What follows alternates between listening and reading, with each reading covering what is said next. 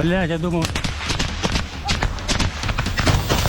Ramai beredar rekaman memperlihatkan tentara brigade penyerangan ketiga angkatan bersenjata Ukraina menyerbu posisi militer Rusia. Tentara ini juga meluncurkan rentetan tembakan brutal. Rekamannya beredar di Telegram pada Kamis 11 Juli 2024. Dalam keterangan unggahan disebutkan tentara Ukraina memutuskan untuk menyerbu posisi orang-orang Rusia, tetapi ada yang tidak beres. Mereka diklaim gemetar dan panik saat meluncurkan tembakan. Pasalnya, pasukan Rusia juga mengirim rentetan tembakan brutal ke posisinya, sehingga mengakibatkan kontak tembak. Bahkan satu di antara tentara Ukraina nyaris tertembak. Dalam video pertama, saat jeda, angkatan bersenjata Ukraina mengancam menyerukan penyerahan militer Rusia.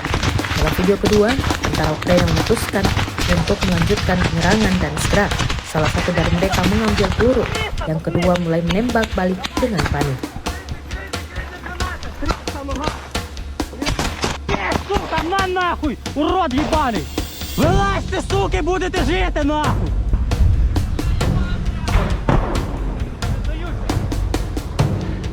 Download Tribun X sekarang, menghadirkan lokal menjadi Indonesia.